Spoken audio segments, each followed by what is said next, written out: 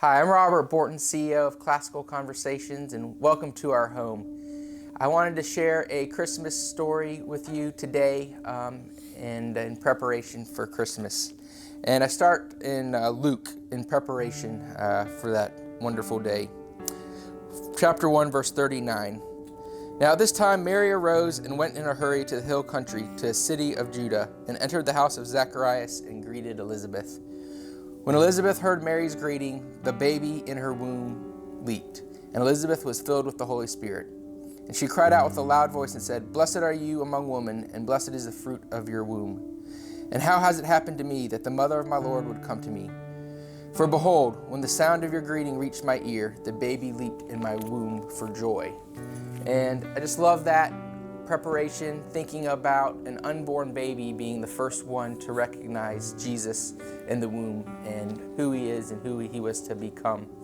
And I think about what joy means, and it really means Jesus, others, and yourself, and looking at life through that perspective. One of the traditions we have at my house is every Christmas we try to read the best Christmas pageant ever. It's a book that our Challenge 1 students read, and if you don't know about it, I wanted to share a couple excerpts from it with you today. So the Herdmans pretty much looked after themselves. Ralph looked after Imogene, Imogene looked after Leroy, and Leroy looked after Claude, and so on down the line. The Herdmans were like most big families. The big ones taught the little ones everything they knew. And the proof of that was the meanest herdman of all was Gladys, the youngest. And then they go to church. "What's the play about?" Imogene asked. "It's about Jesus," I said. "Everything here is," she muttered, so I figured Imogene didn't care much for the Christmas pageant, but I was wrong. Usually by the time we got to Silent Night, which was always the last carol, I was fed up with the whole thing and couldn't wait for it to be over. But I didn't feel that way this time. I almost wished for the pageant to go on, and the herdmen's in charge to see what else they would do differently. Maybe the wise men would tell Mary about their problem with Herod, and she would tell them to go back and lie their heads off. Or Joseph might go with them and get rid of Herod once and for all. Or Jesus and Mary might ask the wise men to take the Christ child with them, figuring that no one would think to look there.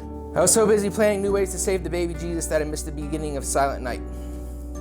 But it was all right because everyone sang Silent Night, including the audience. We sang all the verses too. And when we got to Son of God, Love's Pure Light, I happened to look at Imogene,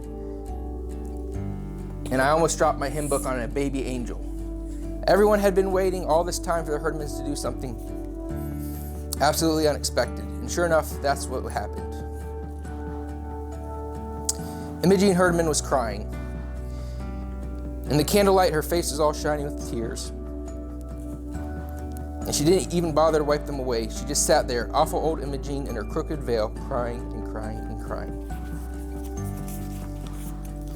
And, sometimes tears can be tears of joy, and the book is very fun to read with your kids, and something to really talk and consider what it was really like for Mary and Joseph and Jesus at that birth, and what it's like to hear about the story of Jesus for the very first time.